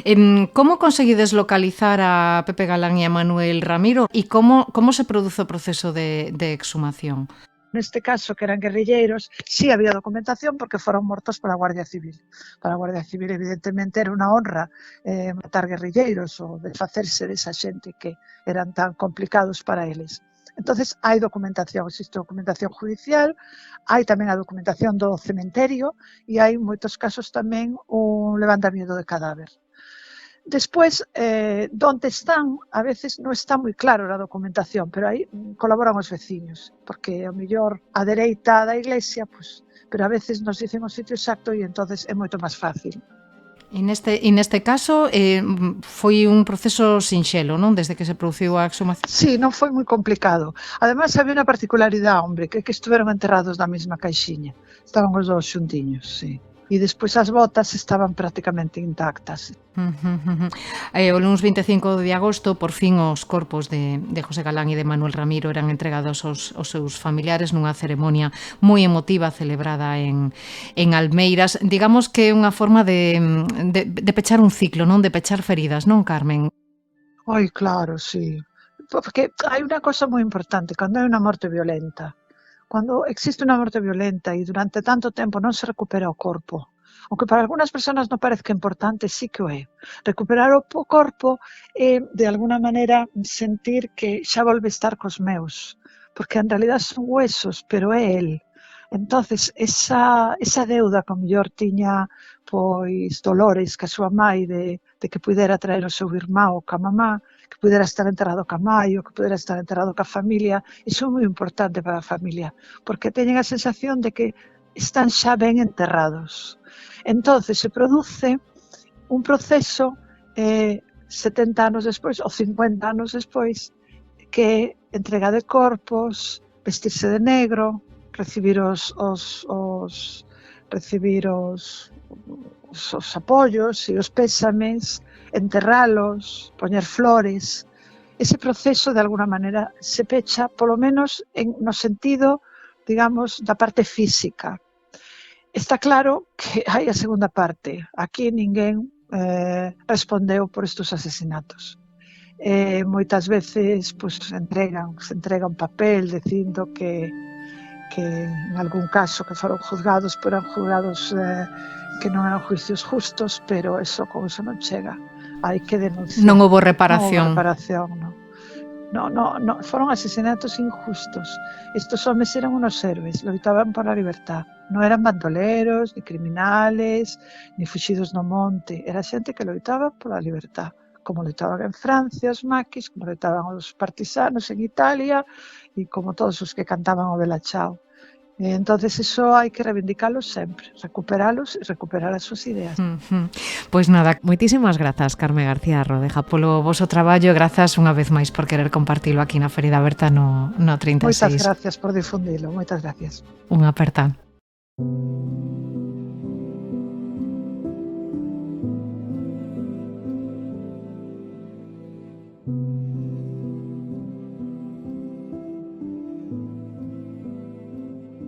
Como dicimos, 89 anos despois do inicio da guerra, o goberno quixo render homenaxe a todos estes membros dos grupos de resistencia que operaron por todo o territorio tras a guerra civil. Pero, ademais, no Día do Recordo e homenaxe ás vítimas do golpe militar e a ditadura, o Executivo quixo entregar diplomas de recoñecemento a 18 vítimas da guerra civil e o franquismo. O poeta Federico García Lorca, o cineasta Luis Buñuel, a pintora Maruxa Mallo e o seu irmán o escultor Cristino Mallo son algunhas das figuras homenaxeadas. Queremos afondar na figura de Maruxa Mallo, unha artista transgresora, cosmopolita, rebelde, moderna e moi independente que rompeu moldes e que, como tantas outras, se viu obrigada a exiliarse tras o golpe do 36. Desde hai unhas semanas, o Museo Reina Sofía de Madrid ofrece a maior retrospectiva sobre a súa obra. Patricia Molins é a comisaria. Que tal, Patricia? Moi boas, benvida a Ferida Aberta no 36. Hola, buenas tardes. ¿Qué tal? La primera pregunta es casi obligada. ¿Por qué ahora esta retrospectiva? Realmente porque es un proyecto en el que estaban trabajando por una parte el Centro Botín de Santander y por otra parte el Reina Sofía y hemos unido esfuerzos. Y eso ha dado ocasión a que podamos traer obras que algunas vienen de fuera, o sea, es una organización complicada. Y luego, por otra parte, yo creo que ha sido una ocasión muy buena porque ha llegado un poco tarde, pero a cambio el momento yo creo que es el idóneo para recibir y entender la obra de Maruja Mayo, que tiene muchas coincidencias con el pensamiento actual. Son cerca de 200 piezas, ¿no?, las que se pueden ver en el Reina Sofía, que nos permiten realizar un recorrido brillante y sorprendente, ¿no?, a lo largo de su trayectoria personal y artística. Como explicabas, una oportunidad única de disfrutar de alguno de sus trabajos hasta ahora desconocidos, porque su obra estaba muy desperdigada, ¿no? Su obra está aún en buena parte en manos de coleccionistas privados.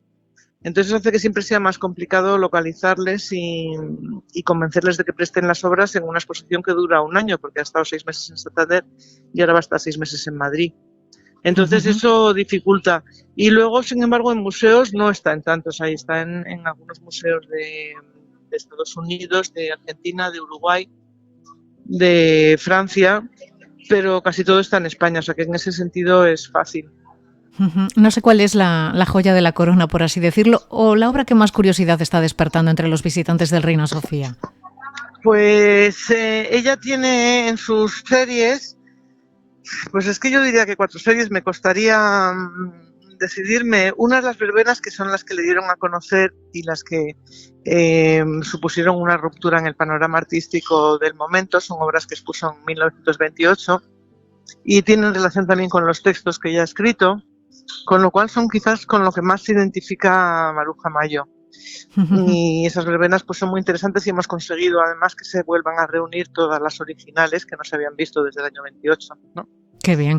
Me gustaría profundizar un poquito en la vida de Maruja Mayo, de Ana María Gómez González, una artista que, como su hermano Cristino, toma prestado el segundo apellido de su padre, ¿no?, para firmar sus cuadros. Era la cuarta de una familia muy numerosa y una mujer que muy pronto empieza a interesarse por el mundo del arte, ¿no? Sí. No sabemos mucho de su infancia y de su juventud. Sabemos que estudió con varios maestros, entre ellos Ochoa, que era un dibujante art déco sobre todo, y lo que sí que sabemos es que se consigue matricular en la en la Academia de Bellas Artes de San Fernando, gracias a que se permite la admisión de mujeres, y a partir de ahí ya sí que podemos seguir su carrera, claramente, pero de la primera etapa realmente no se sabe demasiado, aunque ella estuvo en Asturias buena parte de su juventud y a través de la prensa y de cartas de algunas personas y tal también se puede rastrear ese primer momento que es casi pre-Maruja Mayo, ¿no? Ya. Maruja Mayo, como explicabas, se formó en la Escuela de San Fernando, igual que su hermano Cristino. Allí se relaciona con autores como Dalí, como Alberti, como Lorca, como Buñuel, y pronto destaca por su creatividad, su frescura, su compromiso y su excentricidad también, ¿no? Sí. No, yo no creo que por su excentricidad. La verdad es que destaca a partir del momento en que vuelve a España. En los últimos años de su vida, realmente, si leemos lo que dice ella Alberti, que la conoció muy bien, habla de ella como una persona más bien retraída. Sabemos también por otras personas que la conocieron que, por ejemplo, a las tertulias, ella no iba por las noches, ella iba a una tertulia pues un día entre semana por la tarde y luego el sábado tarde-noche, ¿no? O sea que no hay noticias que hablen de ella como una persona extravagante en su época española, digamos, antes del exilio. Lo que es verdad es que luego ella, al final de su vida, sí que contó muchas historias anecdóticas que no sabemos tampoco hasta qué punto son ciertas, o otras personas contaron esas historias sobre ella. Pero extravagante yo no diría, pero singular sí. Una persona singular sí. Y que huía también de los convencionalismos, de los clichés, ¿no? De hecho, eso sí. Se conocía como las sin sombrero, ¿no? Que ese grupo de mujeres, ¿no?, que salían a la calle.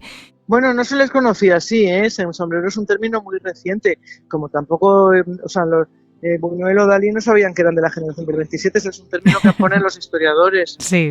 Y sin sombrerismo sí, pero en relación con eso quiero decir que ella cuando cuenta la anécdota de que se quitaron el sombrero, precisamente dice que el sombrero era un signo de clase, o sea que era más bien renunciar a la apariencia burguesa, lo que estaban intentando. Y lo que es verdad es que ese término ha tenido mucho éxito porque es muy gráfico y se aplica a las mujeres de ese momento, pero también los hombres iban a ser sombreristas, también sus amigos, digamos, sus compañeros de generación. Ella expone por primera vez, con 28 años creo, si no me equivoco, y pronto viaja a París, ¿no? Y allí su obra, digamos que empieza a evolucionar, ¿no? A encaminarse hacia el surrealismo, Patricia. Es que surrealismo también es un término un poco abusivo, pero vamos, que es claramente abusivo, que es un término que se puso en la transición cuando se empieza a recuperar la obra de los artistas exiliados o muertos, borrados por el franquismo, digamos. Y ella en realidad solo tiene una serie claramente influida por el surrealismo que conoce antes de ir a París, ¿no? Y luego es verdad que en París trata con el núcleo surrealista y se interesa por sus ideas, pero ella misma decía que lo que le interesaba del surrealismo era su capacidad destructiva, la capacidad de destruir los tópicos imperantes, digamos, ¿no? Pero ella tenía una idea constructiva del arte. Pensaba que el arte, que su generación debía aportar un movimiento edificador. Es el momento de la República, también hay un nuevo régimen democrático y ellos creen que deben aportar su trabajo, ¿no? Como artistas, como intelectuales. Y ella era constructiva, entonces en ese sentido el surrealismo solamente aparece más claramente en una etapa muy concreta. Y en esa etapa a la que te refieres de la Segunda República, fue una época en la que ella participa, como tantos otros artistas, ¿no? En las misiones pedagógicas. Digamos que era una mujer comprometida con la causa republicana, Patricia. Sí, claramente era todos los intelectuales de su generación se comprometieron con tenían la idea, siguiendo la guía intelectual, digamos, de Ortega y Gasset, que debían de contribuir a modernizar y europeizar y hacer más libre, digamos, el país, España, ¿no? Siguiendo con ese nuevo régimen. Y sí, ella estuvo comprometida con la República, pero también pensaba que el arte debía servirse a sí mismo, ¿no? Digamos, que no tenía que estar, no podía estar al servicio no podía convertirse en propaganda. Entiendo. Al estallar la guerra, a ella la pilla en Galicia, ¿no? Sí, ella estaba en Galicia y bueno, estaba con su pareja, tuvo que salir huyendo, era un sindicalista, creo que era un periodista, pero era un sindicalista, y ella estuvo viviendo en Vigo y en otros lugares hasta que consiguió salir a Portugal y de allí a Argentina. Y de allí a Argentina, sí, su hermano también es encarcelado, ella tuvo que tomar el camino del exilio. No sé si de algún modo esa guerra y ese distanciamiento posterior de su tierra tiene algún reflejo en su obra. Sí, por supuesto, el exilio no es una experiencia superficial en absoluto, no solamente es el exilio, sino que ella se fue sola, sin familia. En Argentina tenía personas conocidas que ella había una red de apoyo a la República, digamos, que la ayudaron, pero luego tuvo que buscarse la vida y consiguió mantenerse a sí mismo. Por la experiencia de otros exiliados sabemos lo difícil que era conseguir lo que ella consiguió.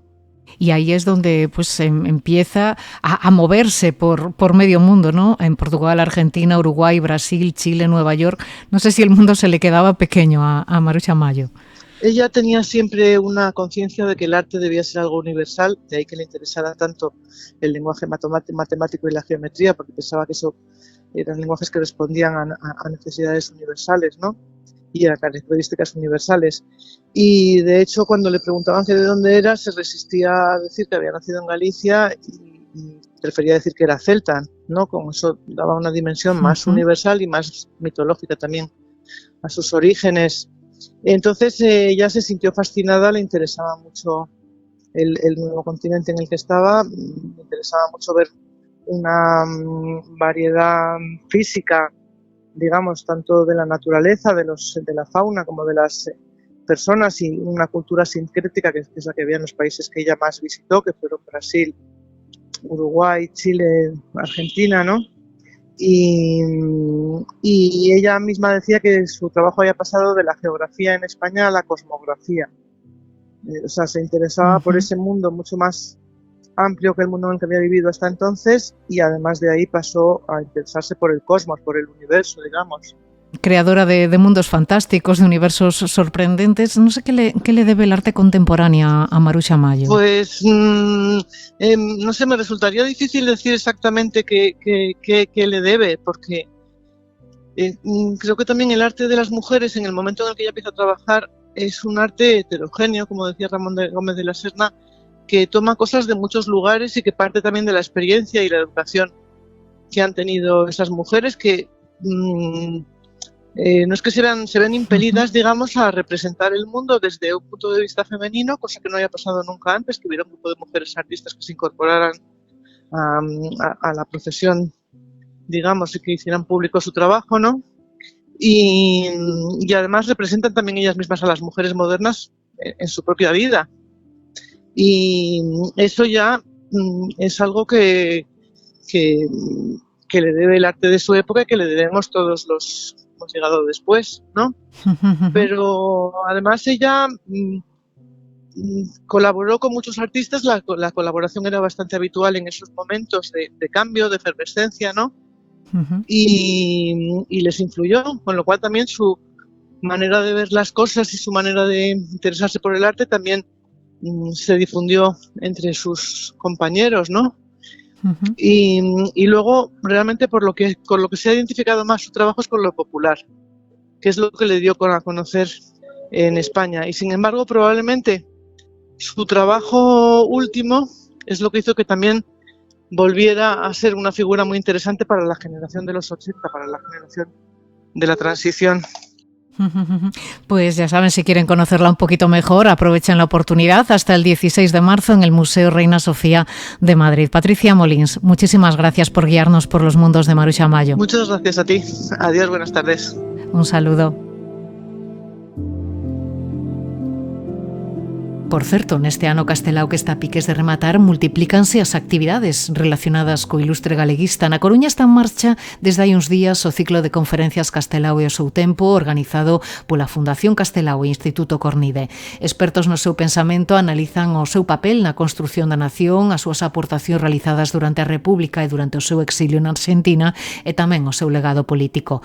Toda unha oportunidade para coñecer a altura intelectual e institucional do intelectual galeguista. Os primeiros encontros tiveron lugar os días 6, 11 e 12 deste mes. O ciclo vai no pechar Ramón Villares o mércores 19 de novembro.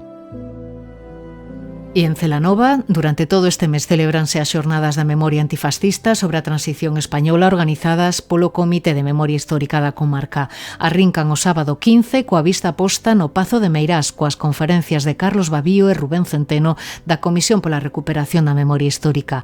As xornadas seguen o día 22 coa presentación do poemario O Cabronario e outros poemas inéditos de Celso Emilio Ferreiro. Conclúen o día 29 coa presentación do ensaio colectivo A Transición na Galicia e cunha mesa redonda con protagonistas ourensáns deste período histórico.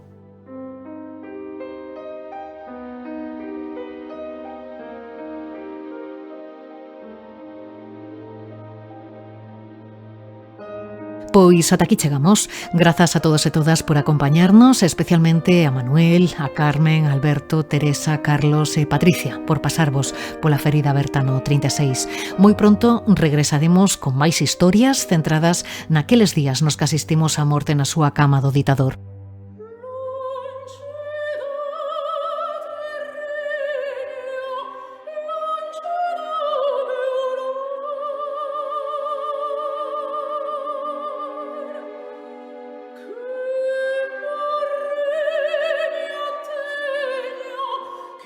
Xa sabes que podes atoparnos en Spotify, iBooks ou YouTube. Ata cando queiras.